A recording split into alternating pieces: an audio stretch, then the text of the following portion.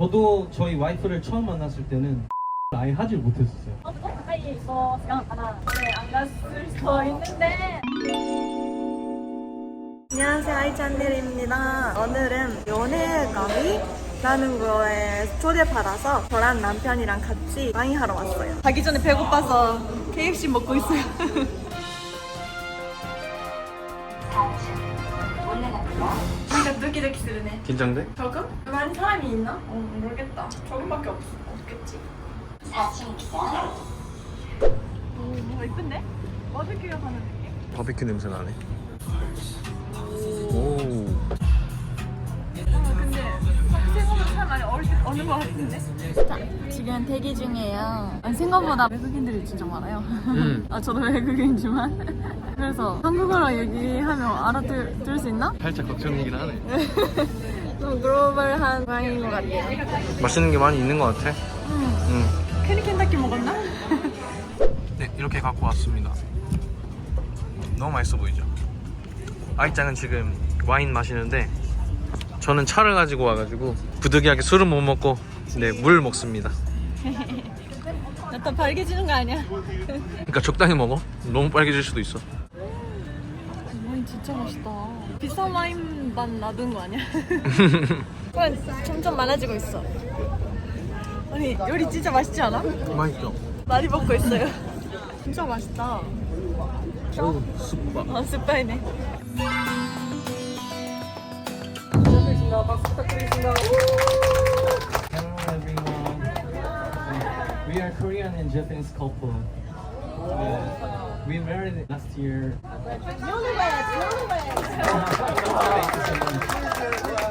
우선 여기 계신 분들은 다 국제 연애나 국제 결혼 이런 거에 관심이 있으셔서 오신 분들로 알고 있습니다. 그래서 여기 자리에 참석하게 돼서 되게 기쁘게 생각하고 있고요. 몇 가지 조언 아닌 조언을 저희가 드리고자 합니다. 외국인과 어떻게 결혼을 했냐 아니면 어떻게 만나게 되었냐는 질문을 많이 받게 되는데요.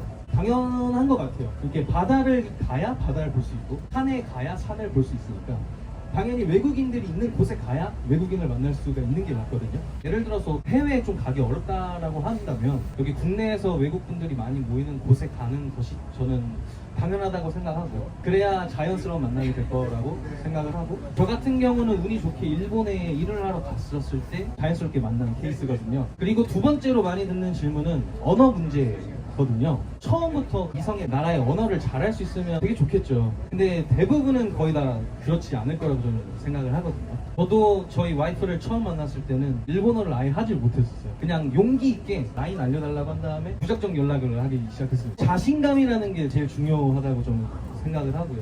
그냥 대시를 하냐 안 하냐에 저는 그게 엄청난 큰 차이라고 저는 생각을 합니다. 한국말로 대시하셨나요? 그냥 말도 안 되는 영어랑 일본어 써가면서 라이 그다사이 이렇게 해가지고 받았거든요. 저희가 언어로 소통 자체가 되질 않았어서 저희는 바디랭귀지나 아니면 번역기를 사용해서 얘기를 많이 했었습니다. 이게 번역기를 사용해서 얘기를 하다 보니까 그때 당시에 기분은 이게 맞는 건가? 라는 생각이 좀 많이 들더라고요. 그래서 그날 제가 한국에 돌아가서 공항에서 내리자마자 바로 간 곳이 서점입니다. 서점에 가서 일본어 공부할 수 있는 책을 샀고 그날부터 매일 꾸준히 공부하면서 일본어 뉴스나 드라마 이런 걸 보면서 바로 배운 거를 와이프와 전화를 하면서 그날 배운 거를 사용해보고 그러면서 실력을 향상시켰던 것 같아요. 그래서 이 부분도 저는 노력이라고 생각합니다. 정말 사귀게 됐지만 각자 눈을 보면서 얘기를 못한다는 그 감정은 저는 정말 좀 슬프다고 해야 될까? 그런 게 있어가지고 열심히 좀 공부를 했었던 것 같고요. 그 다음에 세 번째, 그렇게 자주 못 만나는데 어떻게 연애를 지속할 수 있냐 라는 질문도 많이 받았었거든요. 장거리 연애하면서 계속 유지할 수 있는 거에서 제일 중요한 첫 번째는 당연한 거겠지만 변치 않는 마음, 지치지 않는 마음, 이게 가장 중요한 것 같거든요. 왜냐하면 보고 싶다고 바로 볼 수 있는 것도 아니고 근데 상대방이 만약에 오늘 슬픈 날이거나 울고 있다고 해서 당장 달려가서 위로를 해줄 수 있거나 그렇지도 않습니다. 그렇기 때문에 그 부분에 있어서 좀 마음이 많이 좀 좋지 않았었어요. 저희 같은 경우는 운이 좋게도 한국이랑 일본은 가까운 나라이기 때문에 만나는 거에 부담감은 없었지만 좀 멀리 떨어진 곳에 사는 경우에는 좀 만나는 게 어려울 수 있잖아요. 그래서 그 부분에 있어서는 많이 고민이 되실 텐데 제가 생각하는 것 중에 하나는 그 각자 나라의 중간거리에 있는 나라 있잖아요. 그런 데서 만나서 데이트를 하는 것도 하나의 방법이지 않을까 생각합니다. 그리고 두 번째는 더 신경 써서 연락해주는 게 제일 중요하다고 생각을 해요. 왜냐하면 같이 있는 게 아니기 때문에 멀리 있지만 이런 영상 전화를 통해서 그래도 우리 가까이 있다라는 거를 서로 인지시키는 것이 좋지 않을까라는 생각이 들고, 그리고 제일 마지막인 거는 이제 현실적인 거죠. 경제적인 부담이라고 말씀드릴 수가 있는데, 왜냐하면 같은 국내에 사는 거면 아무리 멀다 하더라도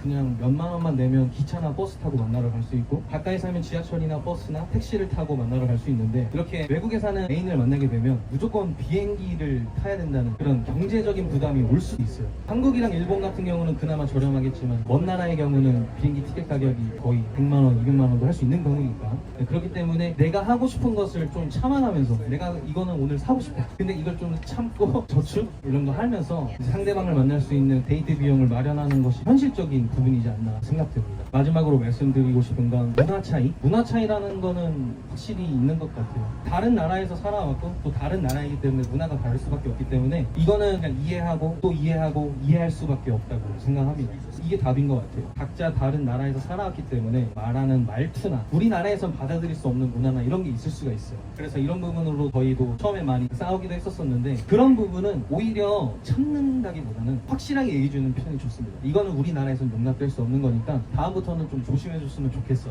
라고 서로 이렇게 얘기를 하면서 맞춰가는 부분이 중요하지 않을까 싶습니다.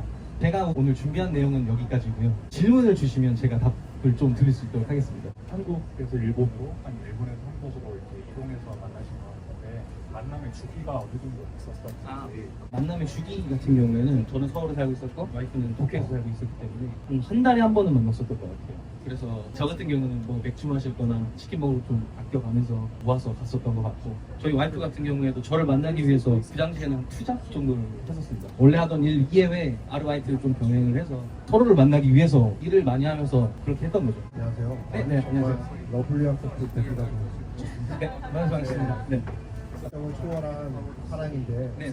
서로 어떤 점이 제일 마음에 들어서 그렇게 결혼까지 감행하게 된 끔찍하게 외모 문제는 우선 제가 생각할 때는 처음부터 가까이 있었으면 아마 오래 안 갔을 수도 있는데, 한 달에 한 번밖에 못 만났으니까 그 만나는 시간을 너무 중요하게 생각했던 것 같아요.